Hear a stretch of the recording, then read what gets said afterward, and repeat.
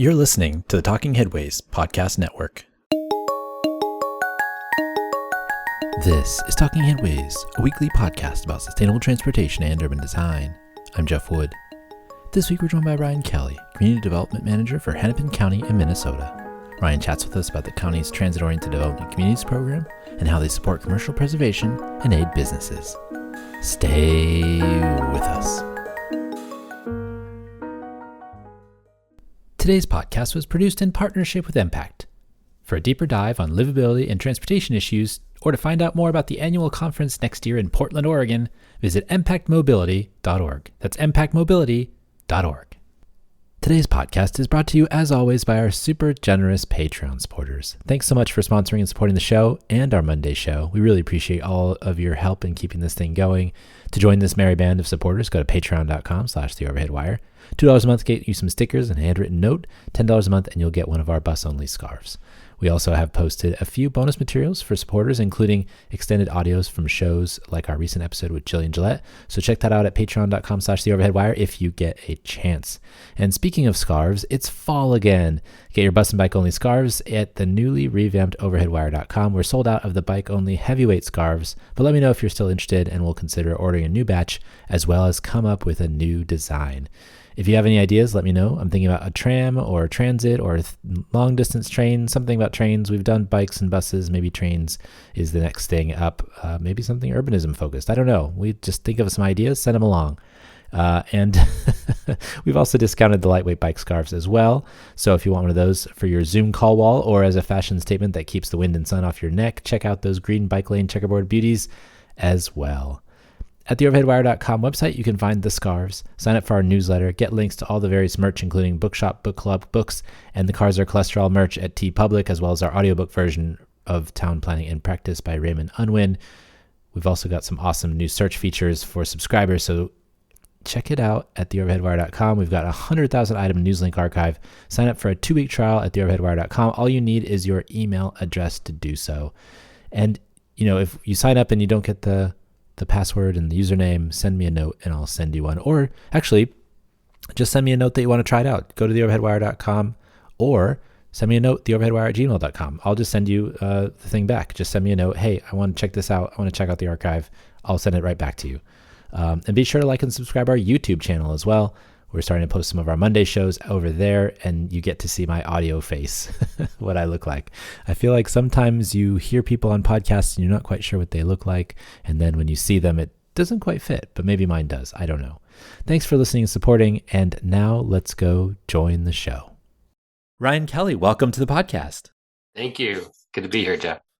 Good to have you here. Before we get started, can you tell us a little bit about yourself? Yeah. That's always tough. Where do you start? Currently, so I'm Community Development Manager in Hennepin County in our Housing and Economic Development Division. And so I oversee a portfolio of programs and work with transit-oriented communities. We support small area planning efforts at communities in the county, work on oftentimes I'll call it the land use relation to transit and supporting cities. In Minnesota, counties have a big role financially in supporting LRT projects and some of the other transit build out for that matter. So we're at the table there. And then of course there's county assets, roads, and what happens alongside those I'm involved with. So that's the today. Well, then what was the yesterday? What was the previous? How did I get here? Yeah. How did you get here? Yeah, it's funny. I guess my planning journey, I was old when I was in graduate school, at least compared to my classmates for planning. I had a prior career in nonprofits and AmeriCorps, the Corporation for National Community Service. After college, I have a liberal arts degree from St. John's University, Minnesota. It's a local liberal arts school. BA in philosophy, which was a journey to end up with that. But I love that path as well. I lived in New Orleans for a year after college, and I taught in the lower Ninth Ward in elementary school. And New Orleans is just, as anybody that's been there, it's rich. And I'm not talking just about Bourbon Street. So much incredible history and culture. It's everything in New Orleans. And I'd gone there a few times in college and connected with this school. So that's how I got there after college. And, both St. John's, I'd never thought about planning, but St. John's is rich in architecture. German monks founded it. So that's certainly reflected, German architecture reflected in the original buildings. And then it also has a large collection of buildings by Marcel Breuer, Jewish architect known for brutalist architecture. So there's quite a juxtaposition. And in a very compact campus, as many colleges are, and set amongst 2,500 acres of natural area. And that, without thinking about that from a planning perspective, it certainly affects us. And I carry that thinking as I reflect on what's that mean for people in their day-to-day lives, their built environment. That's been my path, kind of my passion and my lens when I come to planning now. New Orleans influenced that, being down there from a built environment, but also the social aspects, and very tough environment to think about the system and how things work or don't work in that city, as well as many places. But that really pushed me to want to also start thinking about public policy. And I worked for a few years when I came back to Minnesota. I worked with adults with disabilities, immigrants, and refugees on employment and on people with disabilities serving in national service programs throughout the country.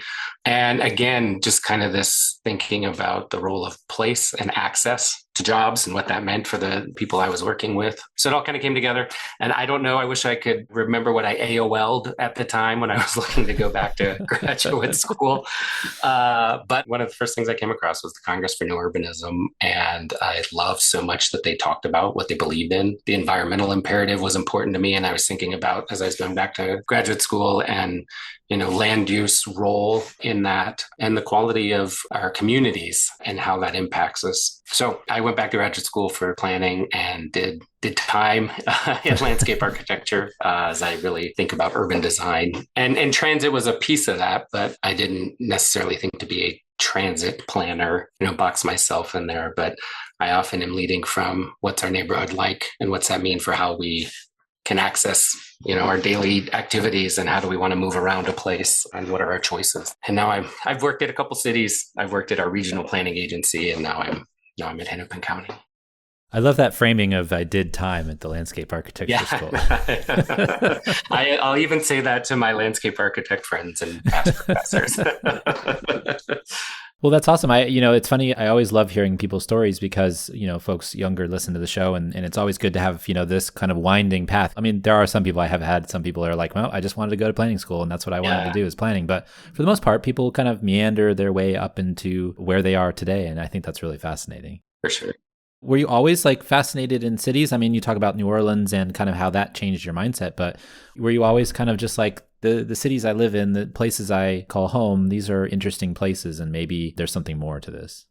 Yeah, I don't know if I'd qualify it as, say, cities, but certainly places. And I say that because I was born in Alabama. I grew up in Birmingham and then a smaller town in Minnesota. And so it wasn't always necessarily about the city, but thinking about the components. I was always noticing people, and especially buildings and parks. I mean, those kind of three components, I guess, as I look back, like I'm playing in this creek, and what does that mean? Or I'm with my friends over here. Did I bike there? And so it's kind of those individually looking at the components of a city. Took me a while before I thought about all those parts together and what I'd say thinking about city making or building or any place. I also, when we talk about this, there's an interest in small communities, rural communities too. And a lot of principles are the same, different scale, different context. But so I think back to those places, and there was always an interest in kind of how I, especially when we're younger, there's a lot more moved about and did what I did in those places. Well, you might not learn about the us or the we until later. I feel like you kind of pick that up as you emerge into adulthood. Yeah. You're the community development manager at Hennepin County, and I'm wondering also if you can tell us a little bit about the structure of government. I feel like the county is an interesting thing, especially in Minnesota. So maybe you can give us a little background on kind of the county and the cities that are inside of it and the connections between all those things. Yeah. Well, it is interesting. And I have to remind myself of that. And being on the National Steering Committee with Impact, and when we get together and chat, it reminds me, oh, yeah, things are a little different in Minnesota in terms of, particularly related to when we're talking about a transit line and an LRT especially. Often in the Twin Cities metropolitan region, the counties initiate that first kind of alignment exploration and decision. They're funding that. And so they have a lead role before the Metropolitan Planning Agency and Metro Transit, our regional transit agency, step in and then continue with the design and build with the federal government. And so there's that role. But Hennepin County, we have no land use authority. We're fully incorporated. We have a very diverse typology of cities. I mean, we have rural areas, agricultural areas to Minneapolis and everything in between. And so that, I mean, it's fun, but it also presents challenges when thinking about programming, funding, and projects that we do on, what's that look like? That's a very different sort of approach, response, strategy to pick kind of your issue in those different contexts. And how do people have access to a county service, to transit? What's that land use typology like or desired? And so I'm in housing and economic development. We have the other kind of standard county departments of public works, transportation, public health, and others. But we in housing and economic development support through capital funding affordable housing development projects. Again, there's money via like public works and some of our departments into transit outside of the roads.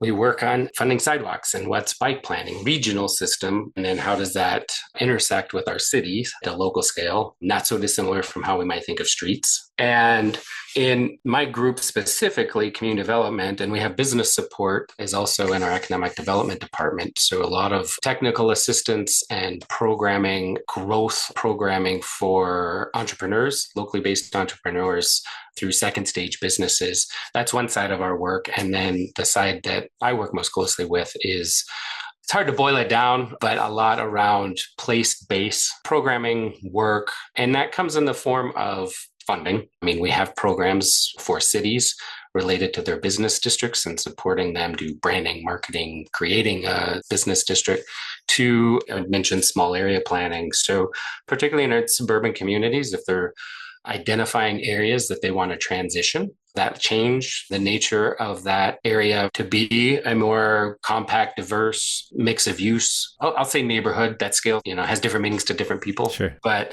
we'll support that planning effort with them on doing the study to then hopefully lead to those changes in time.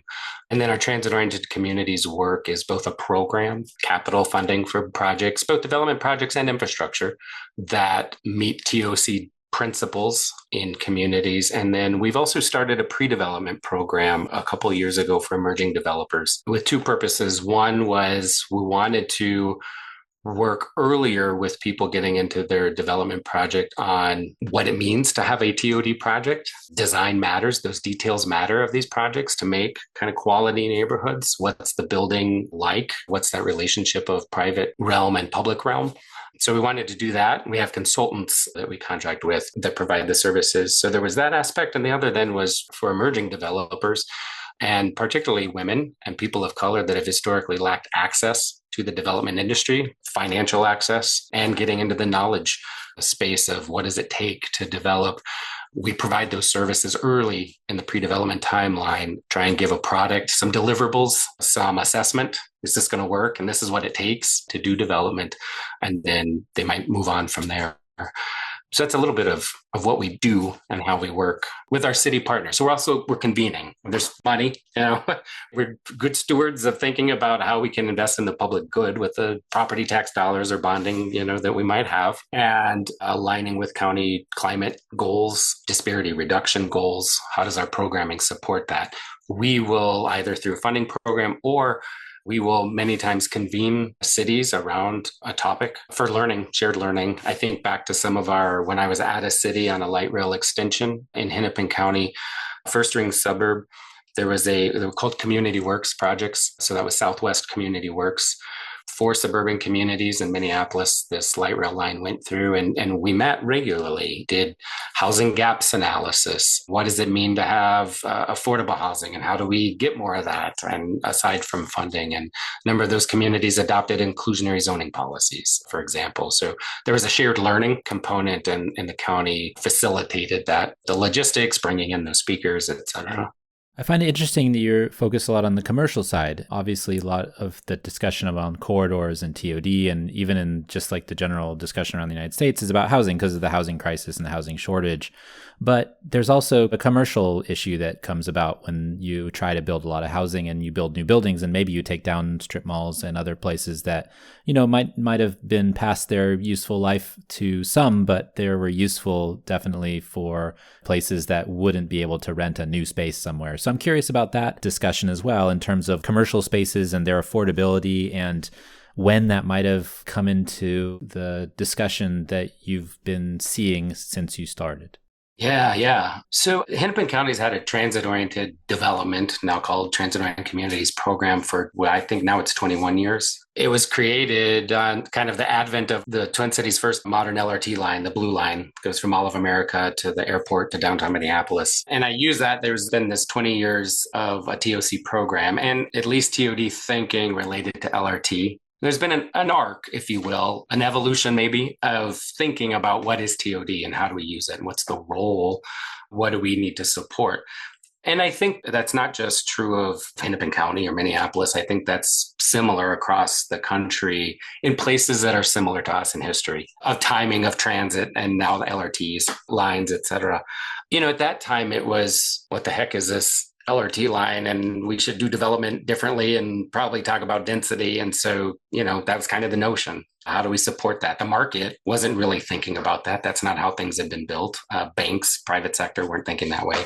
So it started there. And I think, the conversation, the thinking about density, FIR became a focus. Lowering parking ratios in projects became a piece of it. And most recently, housing, affordable housing, and recognizing how important it is for that access, particularly for where people live and connecting to jobs. How can they use transit and put the housing there? But I think what's important is, and I say this often, we don't just live by, transit to get to a job. Like, I think particularly since the pandemic, and we've seen changes in travel patterns and what it means to go from, home to downtown to work, we need to think about just regular daily access and accessibility to things we do, to grandma's house, to church, to the bar, to the grocery store, and the ability to move around that way. And so, yes, the housing is important, and affordable housing, of course, is important. But there's the commercial aspect, the businesses that we also want to be able to get to via transit. And there's also this barrier for people, a wealth building aspect. If I can own my storefront, or if there's a barrier to having an affordable lease in these projects for a business owner from that community in particular, in many cases, to open that business.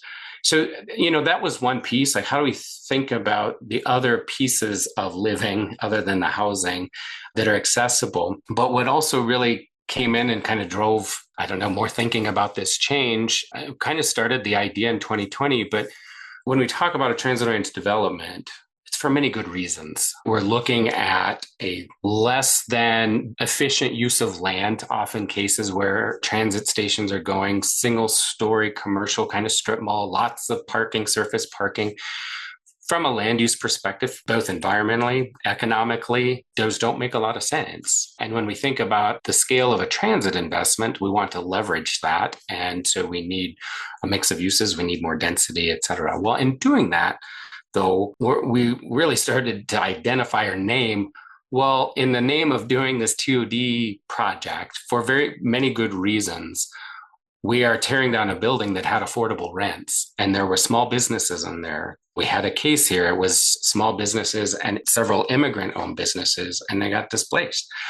And not that that was new. It's just the thinking and how things were coming together. It was really clear, and we were able to say, how can we have both? Is there some way to have the affordable spaces in the types of development and land use we want to see around transit? That's one piece. The other piece is when that project happens and it's going to replace a building, how do you preserve that business? How do you keep them whole? That's really tough through that change period.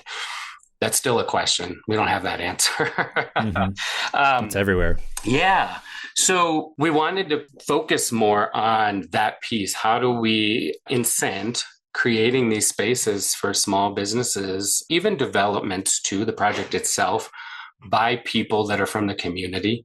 So there was that thinking, how do we do it? I had a work group of I put out to our communities in Hennepin County and said, hey, and I heard from them the struggle that they were experiencing. How do we talk about this? How do we name this? And what are we going to do about it? So I think I had 8 or 9 cities say, yeah, we want to meet and talk about this. And we met a few times. And of course, one thing was, okay, well, we need money to support the projects in some way. There's capital. And then the other was a question of, are there policies? The pandemic hit as this conversation was getting underway.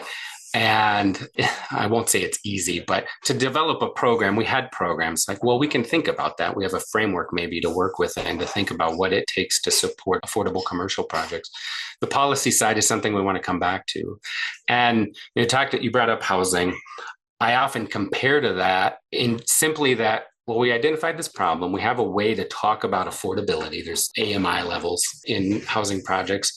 There's a funding structure and ecosystem to support that. Can we do similar things for commercial? And well, there's inclusionary zoning, that's the thing. So that's the policy side. But I set up the idea of a program, and due to pandemic recovery funding that the county received, then found the money to be able to support the program. And we actually funded this. We did the work. We talked about it. And then we said, hey, we want to be able to fund affordable commercial projects. I do want to ask you the question about the Affordable Commercial Incentive Fund, because I think that's really important. But I still want to talk about the commercial spaces and kind of connecting people and the access question, because I think that's a really important part of this. There was a study in the journal Nature Cities that came out recently about 15-minute cities, and they built this algorithm to like redistribute commercial and services to make sure that everybody in like these 40 regions could be, what it would take to make a 15-minute city. And their kind of end state was that, well, in a place like, let's just say Atlanta, which is one of the ones they studied, it's not really possible because ultimately there's so many land uses and it's so spread out that if you were able to, or if you went to redistribute, it wouldn't be possible because there's just so many things that need to be done to make that happen. And so I find that interesting too in the context of what you're talking about, specifically because you're trying to create these spaces where people still have access to the businesses that they had before and make sure that the commercial spaces that existed continue to exist. But they're also, getting the pressure of, displacement. They're getting the pressure of maybe being relocated. And so there's a tension between that, right? Between providing local services and local access, and then also creating something that drives community value. You said, basically the light rail line, you're spending a lot of money on it. So you're going to want to have the ability to leverage that public investment by getting more investment through tax base creation and things like that. So all those things come together. And I'm curious, like your thoughts on that specific idea of maybe like a 15-minute city and the preservation versus just making it so that people have access to things within 15 minutes. Yeah, well, you named it, the tension. I think too, again, and I hate to just use this, but it is very context sensitive in terms of what is the fabric there now and the space in that area versus I think things play out differently. And we'll say more suburban context with what that land use is and how that changes and the development pressures that exist in an area like that. Usually that comes pretty heavily as light rail is getting built compared to in a city that already has the buildings and it's about the space. Not that there's not the same risk of displacement or that it doesn't take place. One of the strategies is we are starting now looking at a fund that helps people buy their building. So it's not necessarily the redevelopment, but I think that gets a bit at what you call preservation aspect. There's one piece that is the building coming down. Another piece is are you being priced out of the neighborhood? And what we really tackled and focused on more is are you being priced out? I would say, I think there are responses and strategies via a project if you are being directly displaced at time of a construction. And I think that has some different strategies than what we were trying to address. And I should say, the conversation came out of our TOC work in programming and thinking, it then got funded via the program. I bring it back up because that was funded by federal pandemic recovery dollars, which tweaked our framing of how we dealt with this. And that was not exclusive to transit-oriented areas, that programming. And so we were thinking a little differently. Part of that was areas most impacted by the pandemic, communities that have also historically been impacted and had disinvestment. And then, of course, that was much amplified via the pandemic. And so we looked at, can we support either the new spaces in any project that's happening, but also there's an idea of being able to have people own their space. So is it a commercial land trust? We have a number of projects we supported that they were mixed use, but they condoed their commercial portion and each individual tenant space so that the business owner could own it. It's affordability up front. Does it preserve? Not necessarily, but what it hopefully is doing and theoretically is doing is then allowing that business owner, though, to benefit from a sale or the price if they choose or have to. Being in that space that they can realize financial gain from that they haven't been able to in past process. What does like a healthy urbanism and commerce look like? Because yeah. Wow. I have to define that? No. Well, so, okay, here's my example. Here's my example. Right now in Barcelona, and this was reported in the El País, which is a Spanish newspaper that does an English language version, they're redoing La Rambla, which is a street, and it's a very tourist street. And what they're doing is they're redoing the street. They're making the sidewalks 5 meters wide, which is like 16 feet or something along those lines. They're reducing the amount of space that cars can take up on the street, making it open for buses and things like that. But one of the goals of the organizers is to kind of reduce the over-tourism in the area, get rid of unwanted uses, in their words, right? Which is like the tacky shops and the restaurants that cater to this over tourism and the stag and hen do's that are happening that the locals don't want. There's also the issue of Airbnbs and, short-term rentals and those types of things. Basically, they're redoing the street. And then they had discussed doing some other things like having some sort of like a rent control or a social housing for their commercial spaces so they could get local businesses in. But that part didn't get to the final stages of their plan. They also have this discussion about, housing to get the quote unquote right mix of people that they're looking for. That's not just all tourists or all locals, right? So they want a good mix.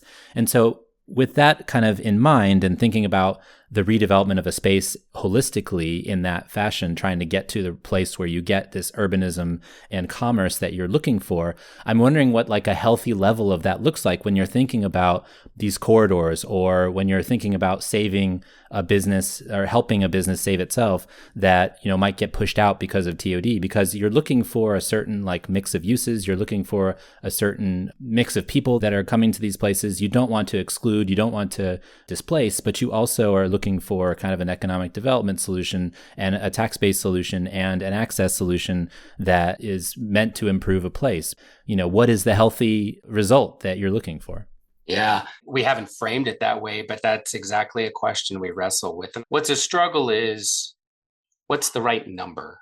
What's the right number of units? I mean, we say there's this shortage. Well, what do we put here and how much affordability? I mean, in housing, I think the approach, right or wrong, is if you're building a mixed use project here with 100 units of housing and you're going to put in 5 commercial spaces, we're saying, okay, that meets these sort of density goals, very high level speaking, because I don't like the word density. I think there's bad density. But, and this is, I don't know the right number, but can you have at least one of those 5? Is it 3 of 5 or all 5 of those commercial spaces be at an affordable lease or for sale to a local small business owner, not a national chain, not a franchise? That's not what we're trying to support. We're trying to make that an opportunity space for someone in that community to be able to open their business or keep their business, have their business. I can't answer, is it 30% of all new businesses that open should be X percent of market rate? What I know is redevelopment projects happen, whether all residential, whether all mixed use. We will fund in TOC 100% non-residential project too. We need multiple tenants in there, and that is kind of balancing that density land use part of the equation. And what we're saying is we want to see some amount of that space be affordable for some amount of time also. Housing's often looking at a 40-year term or more in some cases. Commercial can't do that. I mean, the nature of how businesses operate is very different, of course. But we know that most don't want vacant land or vacant building. And if something's going to go in there, how many of those spaces can we have be more obtainable and be more affordable? And we, of course, in no way drive market. We have a very small pool of funding to try and further this goal of having, in this case, business owners from a community be able to have a business in that community and stay there and overcome.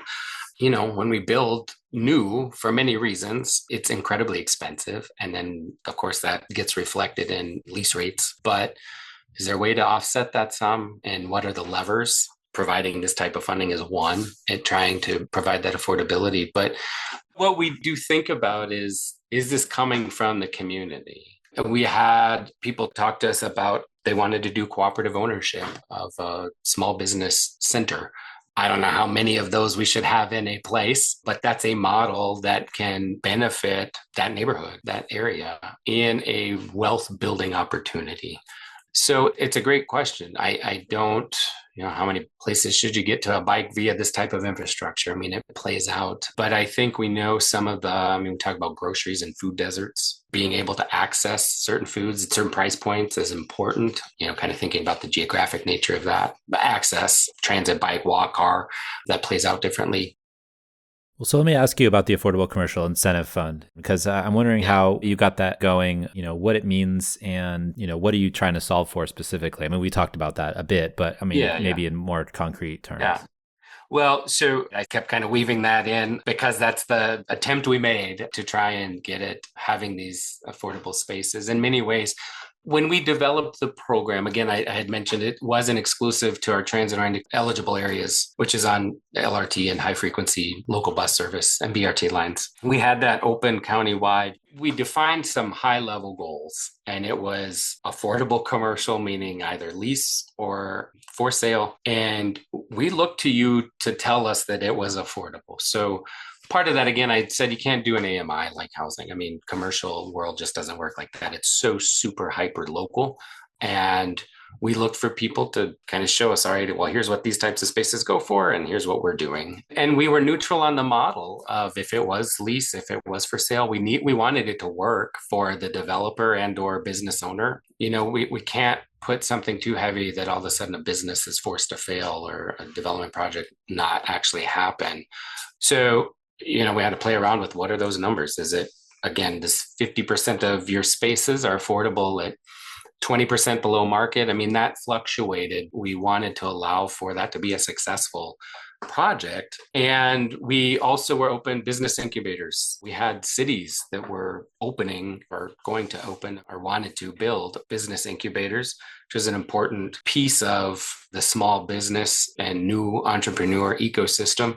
And we did a carve out, if you will, of community institutions. And that was hard to define. But what we were getting at was there are organizations that are so significant in their community, in their neighborhood, that also play a role. What we did define in that was they play a role in economic achievement, job training, skills along those lines. So an example, Minneapolis American Indian Center has a wide breadth of programming, in particular for Indigenous people and the urban Indians in Minneapolis. They provide, along with a variety of other programs and work, they do several aspects of job training and building those skills. And so those types of organizations were eligible because they played such a significant role in that community vitality, both cultural community and physical community. Those buildings, the spaces and the gatherings that happen in those spaces are important. And in fact, some of these same projects, as they were doing usually expansions, renovations, capital campaigns to improve or expand their services, they were making such incredible improvements to their building and space that related to the public realm and were in near a transit stop or at a transit stop. And so, I guess double win, triple win, if you will, in what was happening, not just those services provided and quality, but also then in what that building meant to the neighborhood as it was getting underway. So those high level goals was just getting the spaces built, the development projects, the incubators, the institutions, helping them open. And then on that affordable commercial side, we looked for people to present the ideas. We didn't know a best model. We had a relatively new commercial land trust startup here. We had funded one of their first projects through TOC because it was on a transit corridor. And we'd been pivoting. I kind of probably lost my own track of the TOC evolution. We pivoted our TOC program from not just being seen as another affordable housing program. We have funding for that. I'm not saying there's enough funding, but in TOC, we wanted to provide this other piece of, the commercial retail, other spaces, and what's that look like. And so we had been pivoting that in making non 100% affordable housing projects competitive for our funding. And that tied in with our developing this affordable commercial program. Pandemic recovery funding came, which gave us money to do the program. And at any rate, we had also been able then to look at some projects that we thought we would probably fund out of the affordable commercial program compared to what we were doing in TOC. And so that commercial land trust had happened.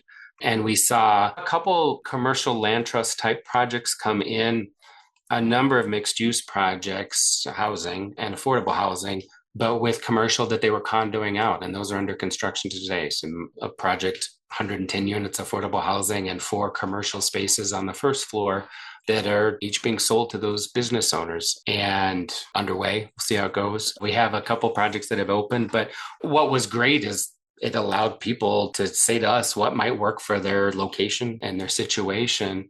And that's okay, because those developers and business owners, we didn't have so much because this was about the project getting built. I mean, we interacted, but we needed to see that work, and they could say to us, here's the model, and it's going to provide some affordability. I said, okay.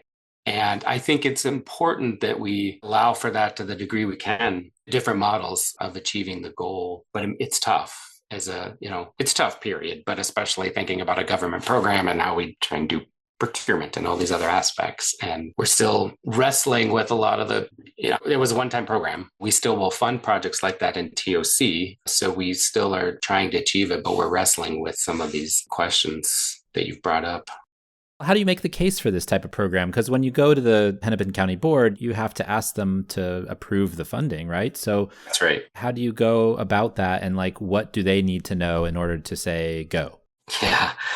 I mean, I don't take it for granted. I'm always thankful we had a board that said, let's try this, because we developed a program idea. Again, the pandemic, that changed the world for everyone and how we were thinking about things and the space we were in and the responses we were doing. We didn't want this to be just a quick fix response to the here and now impacts of the pandemic. We had that programming too, small business relief, revenue loss. We were working on that, the other side of our work, along with many others. This was meant to be hopefully about a more long-term lasting solution. Again, particularly, we wanted to invest in those areas, those communities, geographic and demographic, that had had historic disinvestment, and particularly, again, were significantly feeling the effects of the pandemic.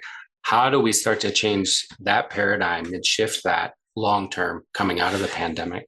And so we had a suite of programming. This was one program, which was about another change that was related again, but kind of now, I'll call it forward-looking, meaning the horizon, and said to the board, hey, we want to try this. And we're hearing there's an issue. And again, coming out of kind of that TOC conversation. And we think this will make an impact. I mean, we had data behind some level, but we didn't know exactly how it was going to play out. It also definitely, of course, helped to have the federal pandemic recovery money come in. I would have had a harder time, I'm sure, to say, board, I need X million dollars. I mean, we had a $10 million program. That's what we were able to use out of our allocation. But being able to have that funding come in, but the board still had, that was discretionary. They didn't have to approve that 10 million going to this program. And they did. And I think because of the work we'd been doing via TOC and our small business support, there was already work and discussion, conversations happening related in this space. So it wasn't a complete out of the blue surprise, maybe, but it was new and they were willing to take a chance. And we have fabulous, and I mean, just incredible projects that have opened or are under construction, and some to come. Development isn't easy and doesn't always happen right, especially these types of projects. That was the other thing. I mean, we know just development period can take a long time, lots of twists and turns, but these were difficult projects, many times newer developers, tough areas to build in, just market wise, the market conditions at the time for any development project, and then layering in affordable commercial. And even if the developer is defining that, that's tough to work with. And what's that really mean as I start digging into my pro forma? We tried to make sure to manage expectations. I mean, we needed to spend the money in a very quick amount of time, but federal rules, but we wanted to say, don't expect these to open up in a month. No, this is going to be a tough road and possibly longer than we're normally used to. It's just amazing to me to think about like just the impacts a lot of those ARA funds and others had on people being able to do little projects like this. Not that it's little, but you know what I mean? Like smaller than like building a light rail line, right? That's right. I mean, just like thinking about, doing these experiments or just having the slack to be able to like come in and do something maybe different because it's important to the community. And I feel like we're about to hit a period where that all disappears, right? Where folks are coming up against this wall of budget constraints and things like that. And so there was just this time period where there was money for these types of things. And I really think that should be studied more because there's something to be said about creating capacity and, building these programs that will have long-term, long-serving benefits. That's right. You mentioned the pandemic and the impacts of that. Does that set you up long-term too for this program because of the impacts of e-commerce too? I'm thinking of like how things have changed. The landscape for brick and mortar has definitely changed. Yeah. And so the small businesses and such might need even more help because of just the sheer overpoweringness of the e-commerce world, the Walmarts and the Amazons and everything of the world that just are taking over, and some of these spaces in the real world can't necessarily keep up. Yeah. We thought about that. And I'm a little reluctant to say this because I don't know how accurate. Certainly, it felt a bigger issue in the pandemic when we were talking about bricks and mortar retail spaces. And it's not just, it's commercial. There might be a mix of offices, it's restaurants, it's shops, services. It's all of the above. Yeah.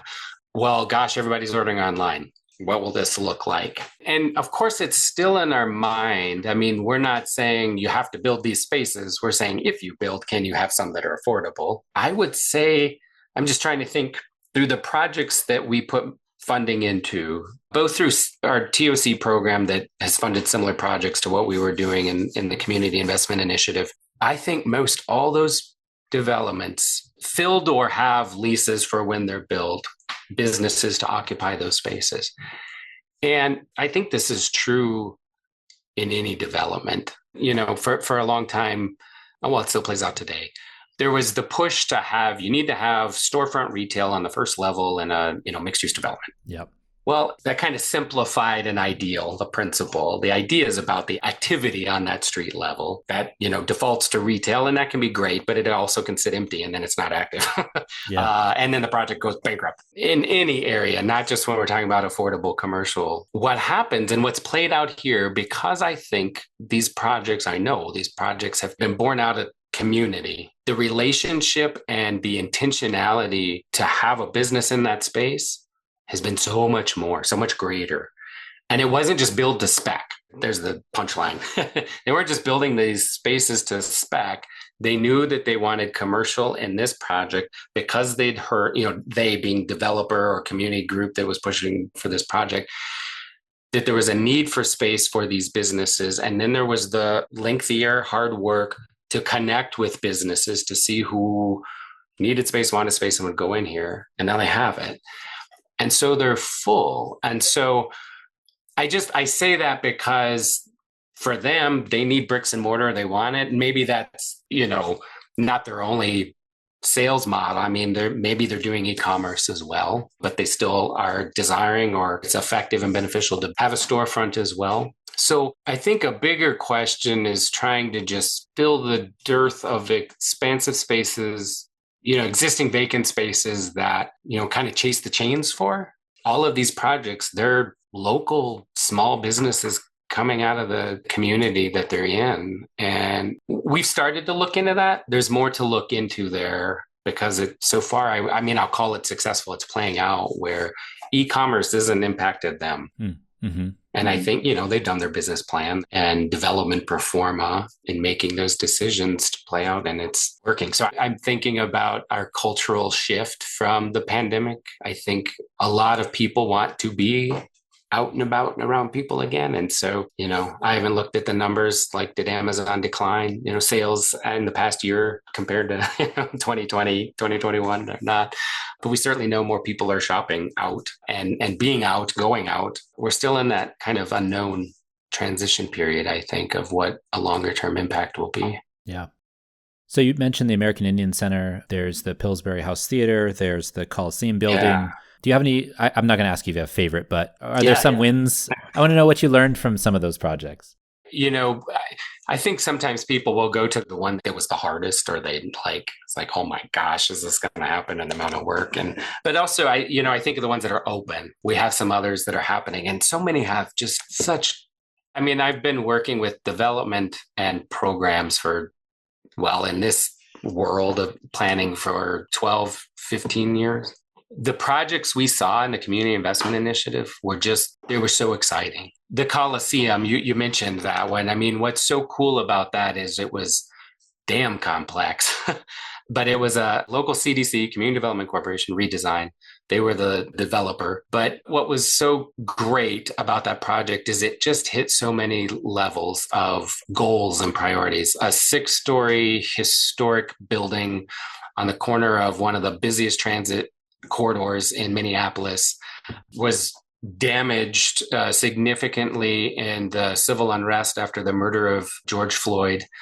And community said, hey, we want this, and we want what it used to be. And it gone through, of course, over decades, various iterations of uses.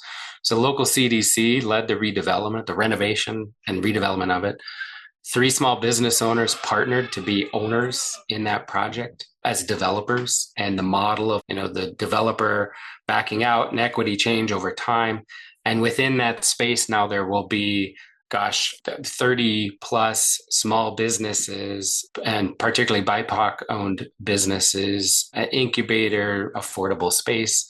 And so just from what does that building mean to the community? And when we talk about design principles and relationship, the ownership model for these developers, a developer building, which we need capacity to do that.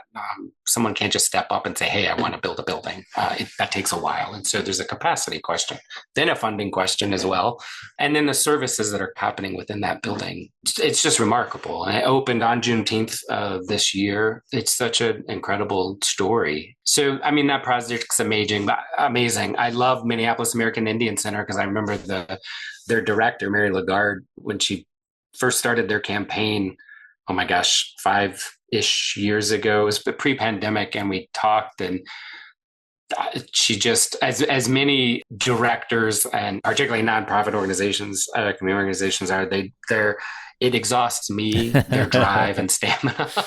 She's like, we need to do this. And I talked to her about various ways of looking at funding and what was out there. And then they got it underway and we were able to participate. But again, that project, because it met many goals, what it's meant for the American Indian community and the history of that building, and then the changes they were making to that building were just so beautiful and impactful as well. So, and then I don't know if you mentioned, but another one that's been great is Juxtaposition Arts, which is on the north side of Minneapolis on West Broadway Avenue. And it's an artist creative organization, and it's for youth. And the youth that come in are both staff. They run, they learn, they apprentice in a variety of creative industries.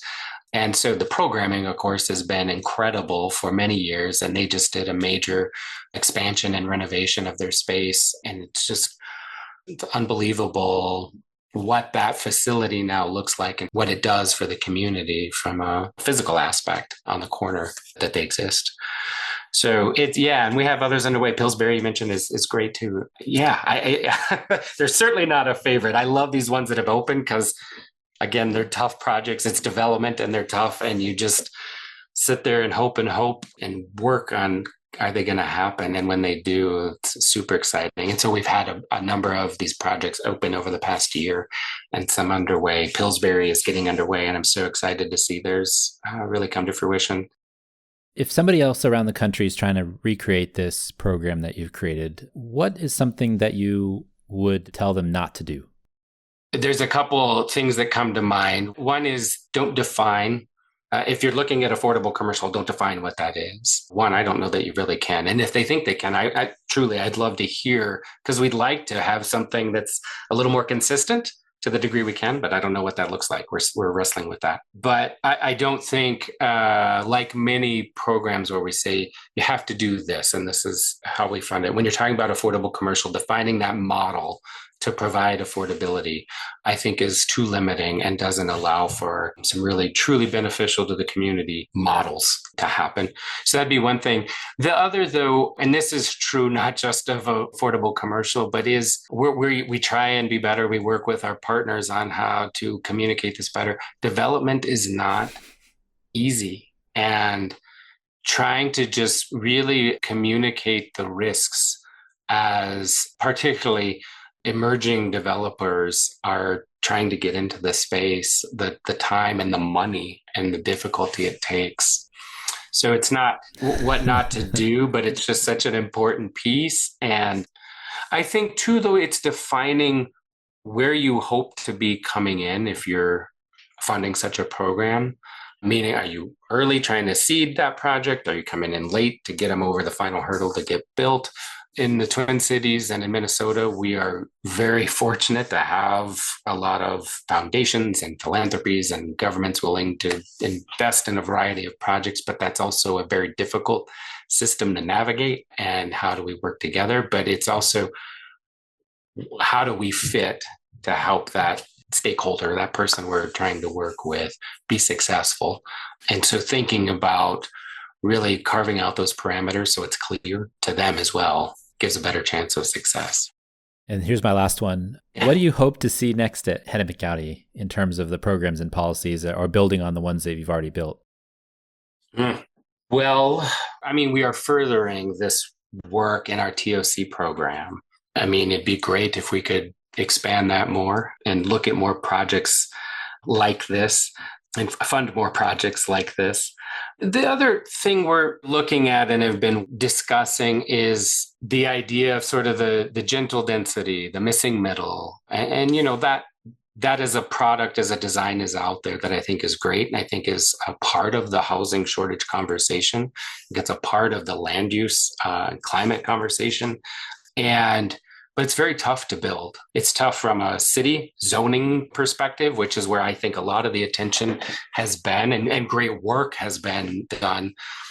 But it's also hard to finance and build, pencil out. And so that's a space trying to explore.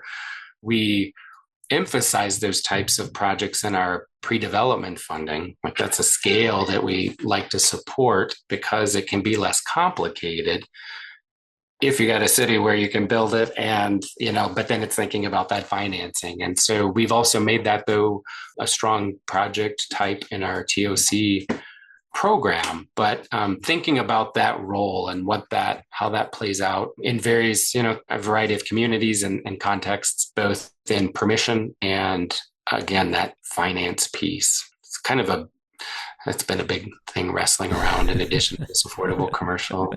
And we'd like to find more models, I think, too. We are digging into the projects we funded. We want to try and understand what can we learn from those models as they, they're just getting built. So it's going to be some time. How do they last? What, we have to look at these various time points of what happens along their existence. We want to dig into that more and see what is the right space. And I've been asking on TOC, where's the role for us? Is it still in density? Is it in the infrastructure aspect? Is it in affordable commercial? To my point about our board with the affordable commercial program, we're one of very few agencies in the country that has this discretionary TOC program. I think it's remarkable, and it's very helpful to see the kind of things we want to see. And so are we in the right space still are we incentivizing the things we want to see the right way regarding the transferring communities and county priorities? We still have that support. So we're digging in a little bit to that question, though. Where can folks find more information about the program, or where can people find you if you wish to be found? Yeah. Well, I'm on LinkedIn, Ryan Kelley, Kelley. And our Hennepin County Housing and Economic Development webpage has a number of our programs, including our Transit-Oriented Communities program. And I think I'm linked to on that. Nice. We'll link those in the show notes for sure, too. Great. Yeah. Great. Well, Ryan, thanks for joining us. We really appreciate your time. Absolutely, Jeff. Thank you.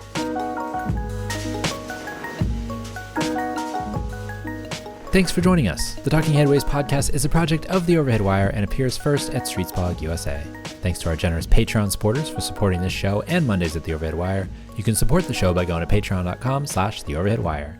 Sign up for our 18-year-old daily newsletter by visiting TheOverheadWire.com or check the show notes for other cool merch and opportunities to connect. Follow along using your podcatcher of choice, but if you can't find it there, you can always find the show at its original home, usa.streetsblog.org. We'll see you next time at Talking Headways.